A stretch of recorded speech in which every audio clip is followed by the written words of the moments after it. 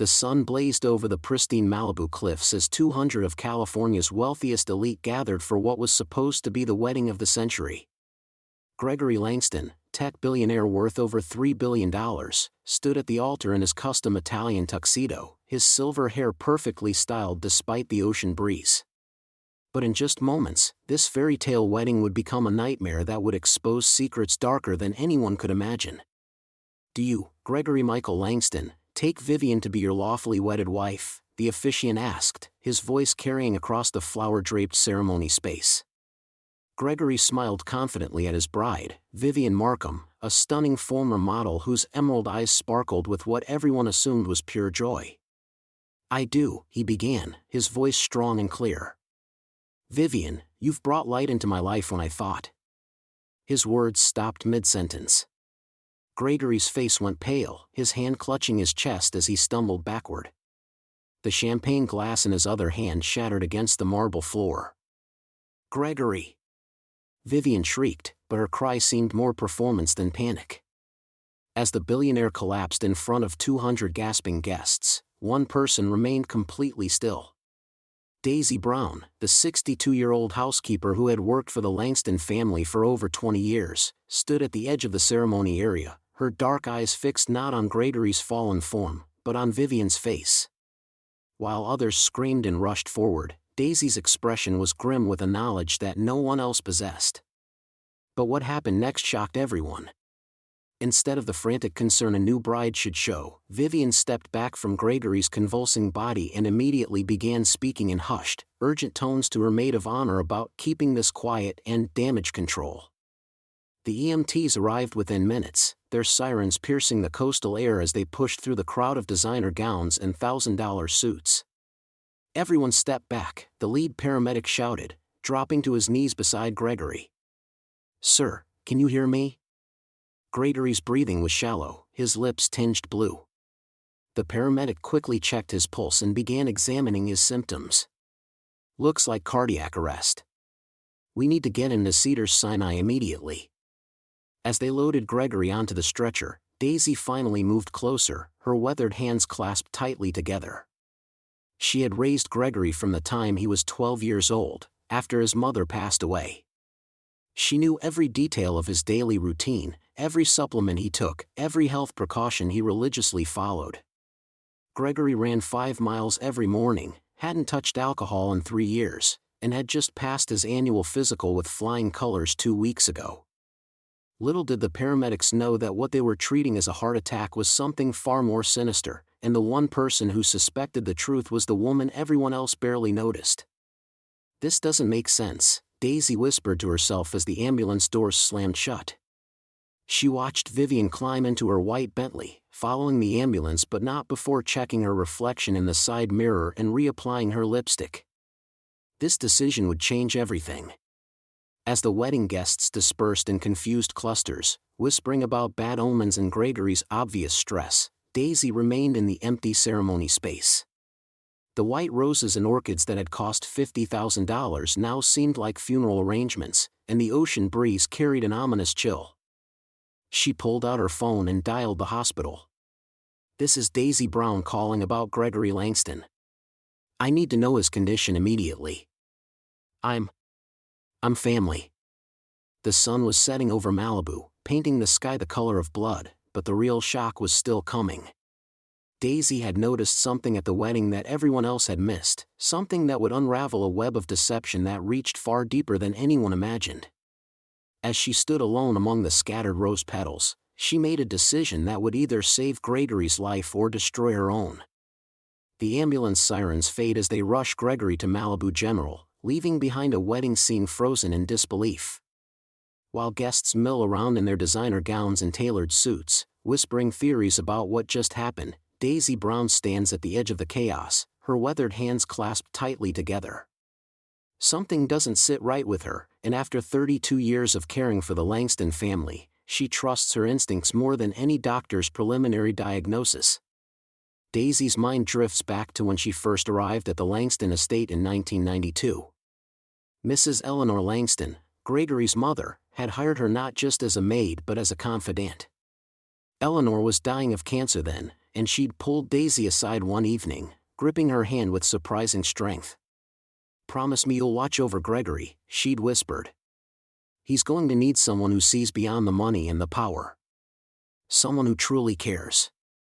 That promise has guided Daisy through every day since Eleanor's passing, watching Gregory grow from a grief-stricken teenager into the successful but lonely man he became. She knows his routines, his habits, his fears. Most importantly, she knows his health obsessions. After losing his mother so young, Gregory became fanatical about fitness and nutrition.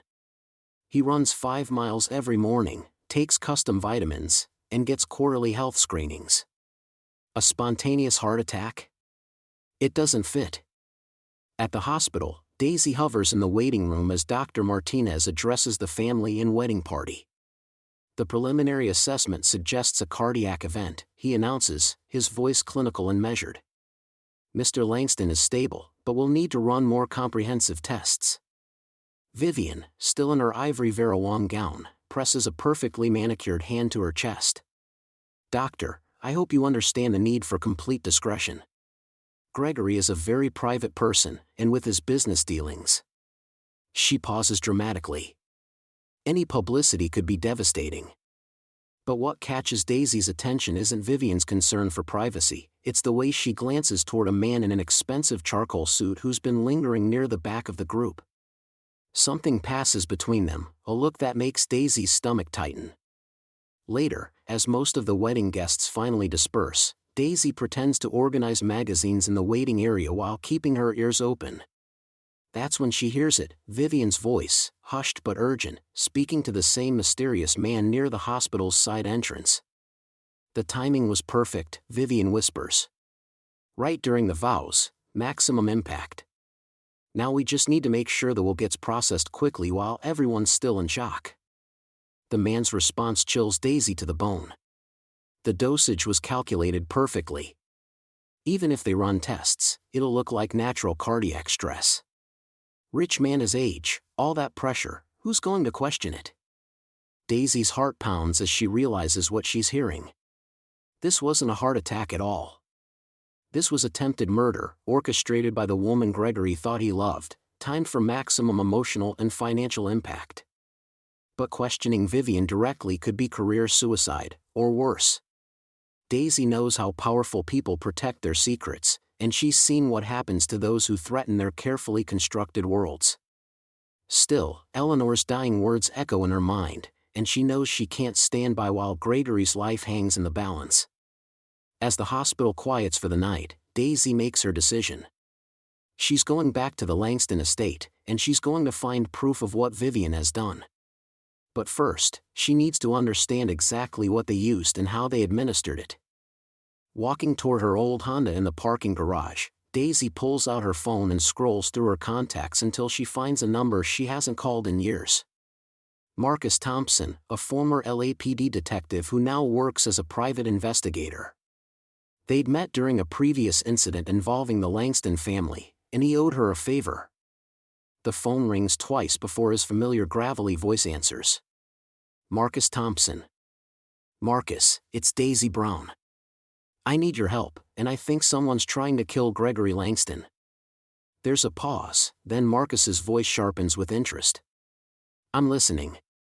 As Daisy begins to explain what she overheard, she doesn't notice the figure watching her from behind a concrete pillar, or the phone call being made to warn Vivian that the maid might be more dangerous than anyone realized. The clock in Gregory's study ticks past midnight as Daisy enters with her cleaning supplies, her heart still racing from what she overheard between Vivian and that mysterious guest. The moonlight streaming through the floor-to-ceiling windows casts long shadows across the mahogany desk where Gregory handles all his business affairs. She moves methodically, dusting the leather-bound books and polishing the crystal paperweights, but her mind keeps returning to Vivian's hushed conversation about timing and financial arrangements. As she approaches Gregory's private cabinet where he keeps his daily supplements, something catches her eye. A small vial sits slightly askew among his usual vitamins and protein powders. Daisy has organized this cabinet countless times over the years, and she knows every bottle by heart. This one doesn't belong. She picks it up, noting the unmarked label and the fine white powder inside that looks nothing like Gregory's usual health regimen. "What are you doing in here?" Daisy spins around to find Vivian standing in the doorway, still wearing her silk wedding robe, her perfectly manicured fingers gripping the door frame. But there's something different about her demeanor now, gone is the grieving bride facade from the hospital. "I was just cleaning, Miss Vivian. Like I always do." "At this hour?" Vivian steps into the room, her heels clicking against the hardwood floor. "And going through Gregory's personal belongings?" Daisy holds up the mysterious file. "This wasn't here before the wedding. I organize this cabinet every week, and I've never seen this before." Vivian's eyes narrow as she crosses the room in 3 quick strides, snatching the bottle from Daisy's hands. "You're overstepping your boundaries, Daisy. Gregory has many supplements. You don't need to know about every single one. But Mrs. Langston taught me to pay attention to everything in this house," she said. "Mrs. Langston is dead," Vivian snaps, her voice cutting through the night air like a blade. "And you work for me now. I suggest you remember your place." The confrontation sends a chill down Daisy's spine, but for some reason, she finds herself standing taller instead of backing down. "My place is protecting this family. It always has been." Vivian's laugh is cold and calculating. "Protecting? You're the help, Daisy. Nothing more. And if you keep poking around where you don't belong, you might find yourself without a job." As Vivian storms out with the vial, Daisy's mind drifts back to a conversation she had with Gregory just 6 months ago. She had found him sitting in this very study, staring at a photograph of his mother. "You know what she told me before she died?" Gregory had said, looking up at Daisy with those same gentle eyes he'd inherited from Mrs. Langston. "She said the only real wealth in this world is having people who genuinely care about your well-being. People like you, Daisy. She said you were the most honest person she'd ever known." He had stood up then, walking to the window that overlooked the gardens his mother had loved. "Sometimes I wonder if I'll ever find someone who loves me for who I am, not what I have. Mother always said I'd know true love because it would feel like coming home." Daisy had watched him that day, seeing not the billionaire businessman the world knew, but the lonely boy who used to sneak into the kitchen for her homemade cookies and tell her about his dreams of becoming a teacher before inheriting the family empire. Now, alone in his study, she realizes that Gregory never looked at Vivian the way he described true love. There was attraction, certainly, and convenience, but never that sense of coming home. Her phone buzzes with a text from an unknown number, but when she reads it, her blood runs cold. It's a photo of her entering Gregory's study tonight, taken from outside the window, with a message, "Mind your own business if you know what's good for you." But instead of fear, Daisy feels something else rising in her chest, a fierce protectiveness that Mrs. Langston had instilled in her years ago. She moves to Gregory's desk and pulls out her phone, scrolling through her contacts until she finds a name she hasn't called in 3 years. Marcus Webb. Private investigator. And more importantly, the man who had helped Mrs. Langston navigate some delicate family matters before her death. Daisy's finger hovers over the call button as she weighs her options. She could pretend she never saw that vial, never overheard that conversation, never noticed the way Vivian's concerns seemed so perfectly rehearsed. She could keep her job, keep her comfortable life in the staff quarters, keep her head down like she's done for 27 years. Or she could make this call and potentially save the man who's been like a son to her. The clock strikes 1 as Daisy presses the call button, her heart pounding as she hears the familiar gravelly voice answer on the 3rd ring. "Marcus? It's Daisy Brown. I need your help, and I think someone's trying to kill Gregory Langston." The morning light filters through Gregory's hospital room as Daisy clutches the phone, her heart racing from the previous night's discovery. She dials a number she hasn't called in years, praying Marcus Thompson still uses the same contact. "Marcus? It's Daisy Brown. I need your help." Her voice trembles slightly as she explains the situation to her old friend, a private investigator who once worked cases for Gregory's father. "Send me photos of those supplements, Daisy. If what you're describing is true, "We're looking at something much darker than a heart attack," Marcus responds, his professional tone cutting through her anxiety. Within hours, Daisy receives the call that changes everything. "The substance you found? It's a rare compound that mimics heart attack symptoms while slowly poisoning the victim. This isn't medical negligence, Daisy. This is attempted murder." The phone nearly slips from her hands as the full weight of the revelation crashes down. Gregory isn't suffering from a heart condition, he's being systematically poisoned by someone he trusts completely. That afternoon, Daisy's worst fears are confirmed when she overhears a heated conversation between Vivian and the mysterious wedding guest in the hospital corridor. "The plan was supposed to work faster," Vivian hisses, her polished facade cracking. "He should have been gone by now, not lingering in this hospital bed. Patience, darling. The compound needs time to work completely. Another few doses and it'll look like natural progression of his condition," the man replies coldly. Daisy's blood runs cold as she realizes they're planning to finish what they started. She watches from behind a pillar as Vivian slips something into a cup of tea intended for Gregory. "Not if I can help it," Daisy whispers to herself, intercepting the tea just as a nurse reaches for it. The confrontation erupts when Daisy storms into Gregory's room, finding Vivian alone with her unconscious employer. "I know what you're doing," Daisy declares, her voice steady despite her racing heart. "I found the poison. I know you've been slowly killing him." Vivian's mask finally drops completely, revealing the calculating predator beneath. "You have no idea what you're dealing with, Daisy. Gregory is worth more dead than alive, and I've invested too much time to let some nosy maid ruin everything. He trusted you. He was going to make you his wife." Daisy's voice cracks with emotion. "Trust doesn't pay off gambling debts or fund the lifestyle I deserve. Gregory was always too health-conscious, too careful with his money. This way, I get everything without having to pretend to love him for the next 30 years. The chilling confession sends shivers down Daisy's spine, but she stands her ground. The doctors are already running new tests. They're going to find traces of the poison. Vivian's eyes flash dangerously. Then I guess we need to accelerate our timeline. Tragic complications from his condition, it happens all the time. But Daisy has already thought ahead. I've contacted his family. They're flying in tonight for an emergency meeting. And I've given copies of everything I found to someone who can't be bought or silenced." The color drains from Vivian's face as she realizes her carefully constructed plan is unraveling. "You don't understand the forces you're up against, Daisy. This goes deeper than just me." "Then help me understand," Daisy challenges, stepping closer to Gregory's bedside protectively. "Who else is involved? How long has this been planned?" Before Vivian can respond, Gregory's monitor begins beeping rapidly.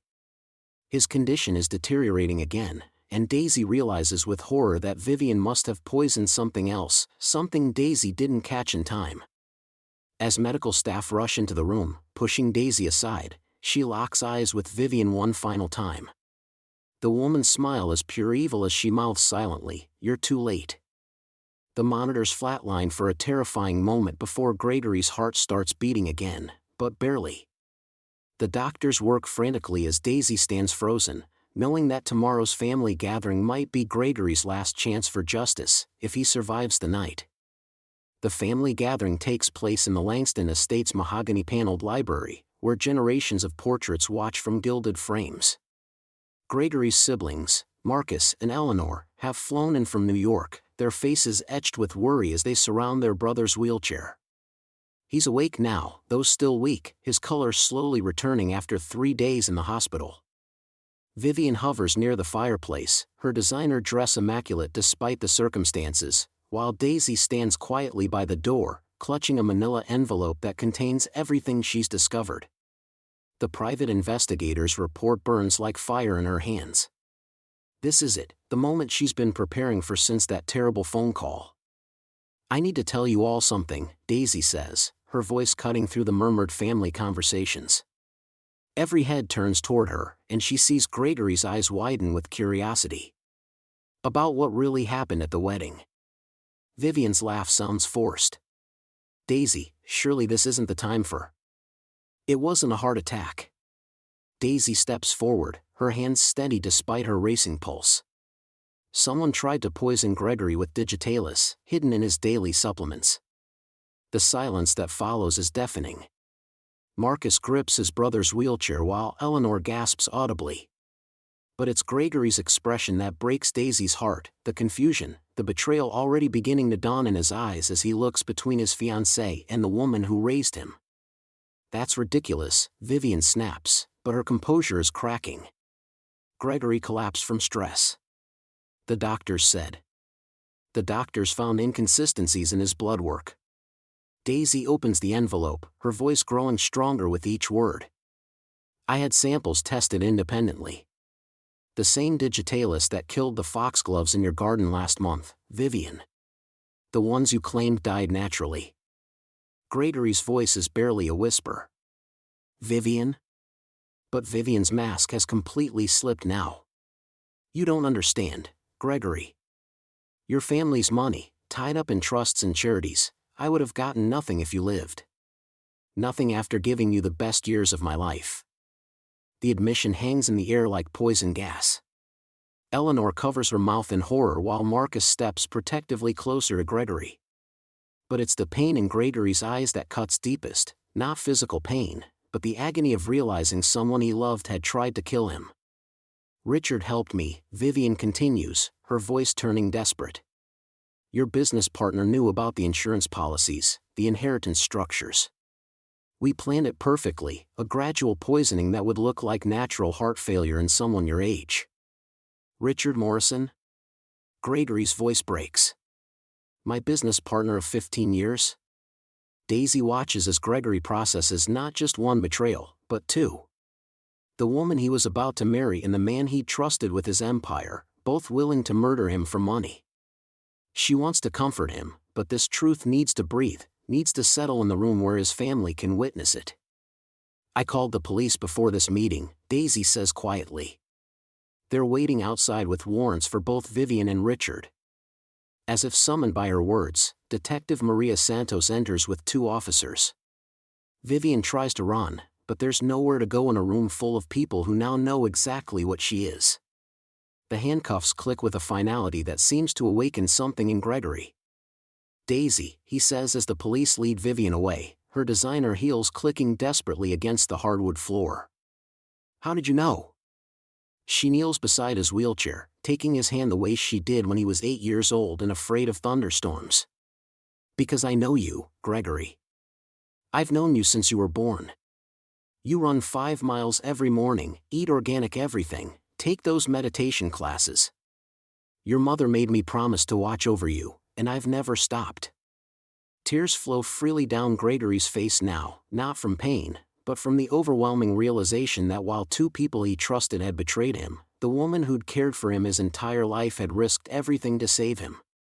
Marcus places his hand on Daisy's shoulder.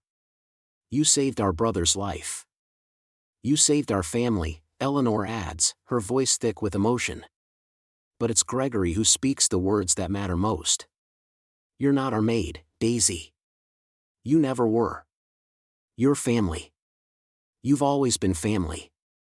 6 months later, Gregory stands before the Langston Foundation's new board of directors, announcing their largest initiative yet, a scholarship program for domestic workers pursuing education, named in honor of Daisy Brown, the woman whose courage and love saved not just his life, but his soul. As he speaks, Daisy sits in the front row, wearing the pearl necklace that had belonged to Gregory's mother, a gift he'd insisted she accept. She thinks about fear, about love, about the choice between staying silent and speaking truth. Sometimes the people who know us best aren't the ones wearing wedding dresses or signing business contracts. Sometimes they're the ones who've been loving us quietly all along, waiting for the moment when that love becomes the very thing that saves us. The truth doesn't always wear designer clothes or carry business cards. Sometimes it comes in the form of a woman brave enough to risk everything for someone she loves. And sometimes, that's exactly what the world needs most.